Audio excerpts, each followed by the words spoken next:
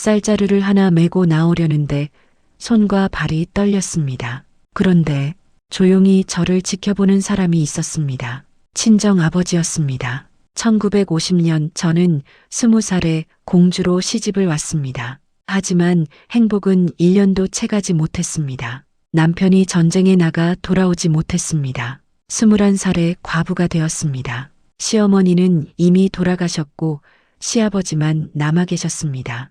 재가를 권하셨습니다. 젊은 나이에 여기서 뭐 하겠느냐고. 하지만 저는 고개를 저었습니다. 아버님을 모시겠다고. 시아버지는 말리셨지만 저는 남았습니다. 남편과의 약속이 있었습니다. 부모님 잘 모시라고. 그렇게 7년이 흘렀습니다. 찢어지게 가난했지만 변함없이 효도했습니다. 새벽부터 남의 집 품팔이를 다녔습니다. 빨래, 청소, 농사일, 무엇이든 했습니다. 돌아오면 시아버지 식사를 챙겼습니다. 당신은 드시라고 하시지만 저는 미음만 마셨습니다. 시아버지 드실 것을 남겨야 했으니까요. 어느덧 시아버지는 7순이 넘으셨습니다.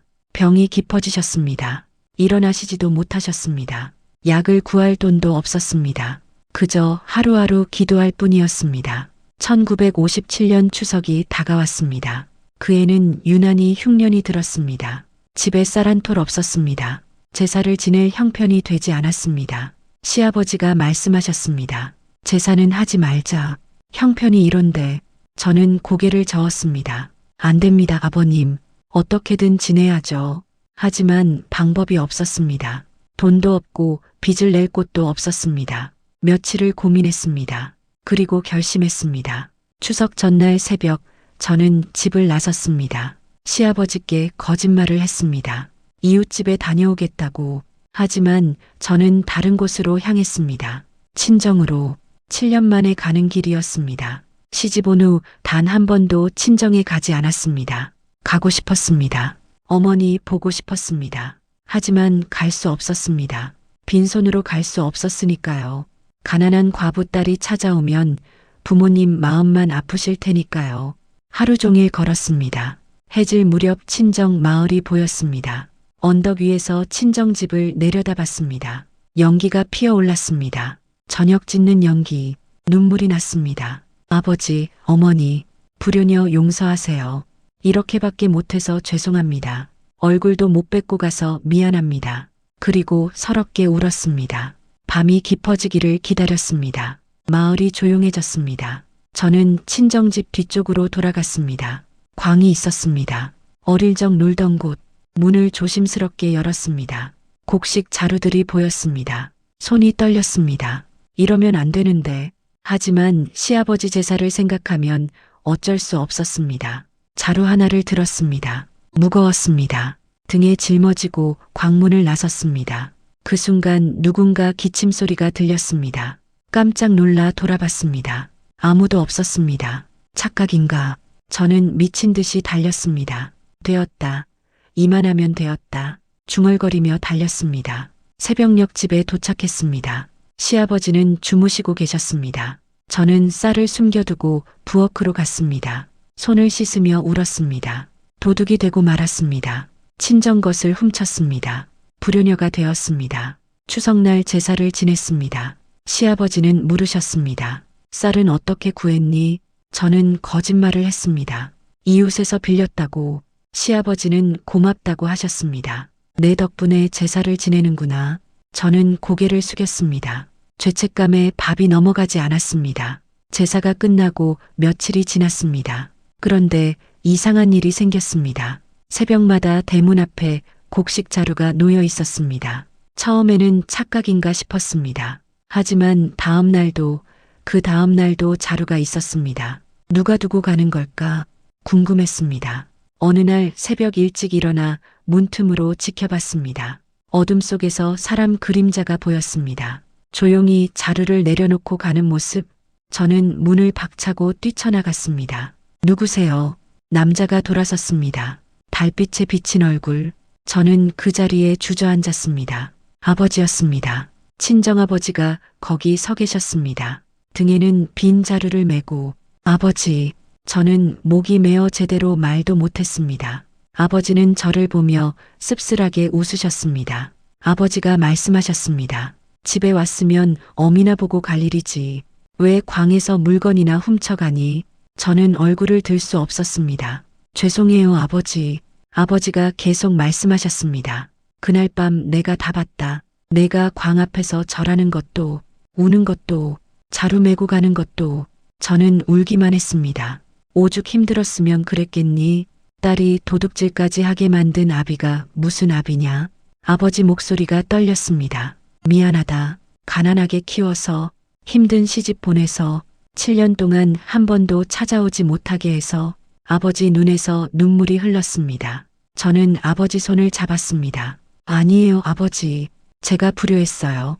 얼굴도 안 뵙고 아버지가 제 손을 꼭 잡으셨습니다. 힘들면 대낮에 다녀가거라. 숨어서 오지 말고 당당하게 와서 밥이라도 먹고 가거라. 내 친정집이잖니. 저는 아버지 품에 안겨 한참을 울었습니다. 7년 동안 참았던 눈물을 쏟아냈습니다. 아버지도 제 등을 토닥이며 함께 우셨습니다. 그날 이후 아버지는 매달 한 번씩 찾아오셨습니다. 더 이상 몰래가 아니었습니다. 대낮에 당당히 오셨습니다. 쌀 한 가마를 등에 지고 시아버지께 인사도 드렸습니다. 사돈어른 건강하십니까? 두 분은 마당에 앉아 이야기를 나누셨습니다. 저는 부엌에서 밥을 지었습니다. 오랜만에 제대로 된 밥상, 아버지와 시아버지, 그리고 저, 셋이 둘러앉아 밥을 먹었습니다. 시아버지가 말씀하셨습니다. 사돈 덕분에 삽니다. 제 며느리 고생이 이만저만이 아닙니다. 아버지가 대답하셨습니다. 아닙니다. 제 딸이 효부입니다. 사돈어른 잘 모시고 있으니 제가 감사하죠. 두 분의 대화를 들으며 저는 눈물을 닦았습니다. 행복했습니다. 가난했지만 행복했습니다. 아버지는 돌아가시기 전까지 10년 동안 매달 오셨습니다. 비가 오나 눈이 오나 한 번도 거르지 않으셨습니다. 그 쌀 덕분에 시아버지는 5년을 더 사셨습니다. 평안하게 돌아가셨습니다. 아버지도 그 후 5년 뒤 조용히 세상을 떠나셨습니다. 아버지 장례를 치르고 친정집을 정리하던 중이었습니다. 광 안쪽에서 낡은 보따리를 발견했습니다. 열어보니 헝겊에 쌓인 공책이 나왔습니다. 아버지의 일기장이었습니다. 1957년 추석 날짜가 보였습니다. 오늘 밤 딸이 왔다. 7년 만이다. 하지만 집에 들어오지 않았다. 광 앞에서 절을 하고 울었다. 가슴이 찢어지는 것 같았다. 얼마나 힘들었으면 밤에 몰래 올까. 얼마나 배가 고팠으면 아비 것을 훔쳐갈까. 다 내가 못난 탓이다. 딸을 가난하게 키웠다. 제대로 된 혼수도 못 해줬다. 과부 만들어 놓고 찾아오지도 못하게 했다. 오늘부터 매달 쌀을 갖다 주기로 했다. 내 남은 생은 딸을 위해 쓰겠다. 아비로서 마지막 도리다. 저는 일기장을 읽으며 울었습니다. 페이지를 넘길 때마다 아버지의 딸 사랑이 적혀 있었습니다. 오늘도 딸에게 다녀왔다. 많이 야위었다. 더 자주 가야겠다. 딸아, 아비가 지켜주마. 끝까지. 마지막 장에는 이렇게 쓰여 있었습니다. 내 딸 자랑스럽다. 효부로 살아줘서. 지금 저는 80이 넘었습니다. 공주에서 평생을 살았습니다. 양자로 들인 자식들도 장성에 출가했습니다. 혼자 지내지만 외롭지 않습니다. 매달 한 번씩 친정 마을에 갑니다. 아버지 산소에 쌀 한 대를 가져갑니다. 아버지, 딸이 왔어요. 오늘도 이렇게 잘 먹고 살고 있어요. 아버지 덕분입니다. 산소 앞에 앉아 옛날 이야기를 합니다. 그날 밤일 몰래 훔쳐간 쌀, 새벽마다 가져다 주신 쌀, 그 모든 것이 사랑이었습니다. 아버지는 딸을 평생 지켜주셨습니다. 말없이, 묵묵히, 이제는 제가 아버지를 지킵니다. 매달 찾아와 이야기 들려드리며 공주 쌀은 제게 그냥 쌀이 아닙니다. 아버지의 사랑입니다. 평생 저를 지켜준 그 사랑, 손자들에게 말해줍니다. 외할아버지가 얼마나 대단한 분이셨는지, 딸을 위해 10년을 매달 쌀을 지고 오셨는지, 그게 진짜 아버지의 사랑이라고. 아버지, 이제는 제가 자랑스럽습니다. 아버지 딸이라는 게 사랑합니다. 오늘 이야기 어떠셨나요? 구독하시면 매주 새로운 감동 사연을 만나실 수 있습니다. 다음 주에 또 만나요.